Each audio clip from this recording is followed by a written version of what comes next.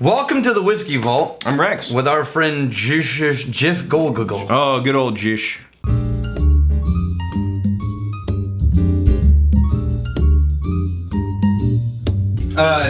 Sir, this is, Jersh Guladay. Huh? Jorshi Guladalagi. The guy's name. This is the guy. And I think his name is Jersh Gulagai. Jersh Gitaberle. You magnificent bastard. Just kidding. Actually, Josh. this just in. We know who you are. Josh Galladay. Yeah. Josh Gallad He said something before. He gave us a whiskey before, and we put his name up on the screen, and we misspelled it, and it was my fault, not Chad's. Right. And Because it's usually Chad's fault. Yeah. And so the other day he brought us these, and he's like, "Hey, can you guys do this on a show?" I'm like, "Yeah." And he's like, "Hey, so this time, Can you spell my name can right? you spell my name right?" Because he's like, the other day I was like, "Oh, they did my whiskey," and then it came up on the screen. I'm like, "Oh, Son of a bitch. Which is so heartbreaking. If you think about it, put yourself in their position. Yeah. You give somebody an entire whiskey. It's like, here's a free whiskey. Yeah. The only thing you need to do is put my name on the screen for a little bit. And then we can't even do that. All right, so let's do it for real. Josh Galladay, you magnificent bastard. All right, so this is Treaty Oak. Now, we've had the Treaty Oak experimental whiskey, and this is real spirits also from our area. And Okay. so we're going to do both. Mm-hmm. I'm going to pour you one, and then pour me one, and then we're going to see who wins the battle. Sure, why not? So there's one thing that I wasn't counting on whenever I went Dolphin Smith. I didn't realize I was this heavily freckled. You're freckled? I'm very freckled. Huh, Look at all the freckles. I guess. Yeah. Look. Right, look. I got a lot more freckles than you. Really? Yeah. Look, giant freckle. That's herpes. Oh. Uh-oh. That's arm herpes. The most aggressive of all herpes. All right, pour your real spirits. So this is their signature whiskey, which we've done a whole review on before. This is the new one from Treaty Oak. We did their experimental run, but we didn't do, this is their Ghost Hill run. Ghost Hill. Ghost Hill from the experimental collection. Kind of like the little logo. Yeah. It's very, very ghosty. This is bottle 9 of 100. Distilled on the 14th. Of 100? Yeah. This is 4 years old. Ooh. Yeah. I'm in the real spirits right now. Well, crap. Okay, you talk about yours, I'll talk about mine. Mine, whoa! Super perfumey. I sort of feel like I want you to try this. This is very dense, man. Yeah. Remember, this is in Texas, and so you're gonna get some high effects of... So mine's 45%. Yeah. Not a bourbon. This is just a whiskey, and they say like signature hand-hammered, copper pot still. Fix that, Chad. Then aged in charred New Oak American. So they did New Oak American. Yeah, so? But it's not bourbon, which kind of always blows me away. Why anybody would choose to do New Oak If you're not going for bourbon, especially in Texas, where a used oak will let you buy a little more time. Yeah. We'll see how it turned out. Man, the nose on this is so dense. I haven't even taken a taste yet. Dude. You remember how I said Balcones sort of has a trademark flavor that runs through all of it? Yep. I'm starting to find that with Treaty Oak on their experimental bourbon collections. There's this dark, slightly bitter molasses note that runs through the Treaty Oak. Try a sip of that. So this is what I'm doing. This is what I'm doing right now. In the first time in the history of this channel. Oh, it's a little piney. In the first time in the history of this channel. Okay.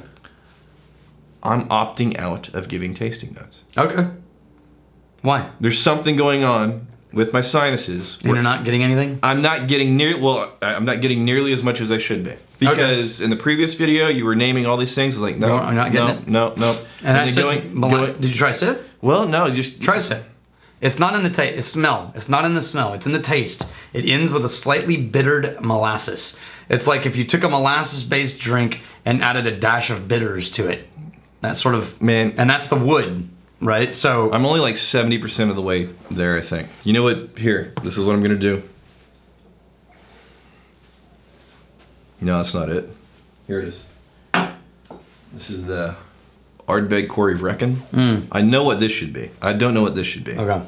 Let's see. Wow, this... Dude, they should submit... So, I was trying some of the Treaty Oaks the other day, and I tried 2 or 3 of their experimental collection. And there was this one that they did that said 2-barrel select. Right. And I tasted that one, and I told the guy, I can't remember his name I was hanging out with. I told him, look, man, quit f***ing around and make more of this, because this is an award-winning bourbon. You submit this anywhere, this is going to win awards. And I don't know what happened to it, but it didn't taste like this. This is also, I think, a totally different kind of award-winning bourbon. This would totally hold its own with a newer, like, this has got aggression, but it doesn't get so aggressive that you're fighting with it. Right. Right? It's got depth and complexity. It reminds me of trying to struggle with the George Stagg Jr. Yeah. And this is only a 50% to George Stagg's, 185% alcohol. Right. Not really. No, I just but tried, it feels like it. I just tried the Ardbeg, and I'm not 100% right now. All right, so we're going to lean on you for the notes. Okay, I'm coming. Okay, so I'm still drinking switch to whiskey, by the way. this. I'm still drinking whiskey. Yeah, I'm going to move to the real ale. Yeah, the real spirits. Real spirits, I mean. It's Real Ale is the parent company. Yep. So, It's 45%. now, comparatively, the Real Spirits smells bright and kind of piney and like pine tree fresh. Oh man, it's still good though. These are both really good bourbons. Yeah. Now, but they're light and dark. The Real Ale is kind of light, but they're both very barrel heavy. Right. So they both have a lot of oak wood influence, and they're not taking any prisoners. Not quite as much as when Balcona starts punching, but yeah, I mean, just listening to you, I wish I could get what you're getting out of it right now. And the previous episode, I think I suspected I may be a little...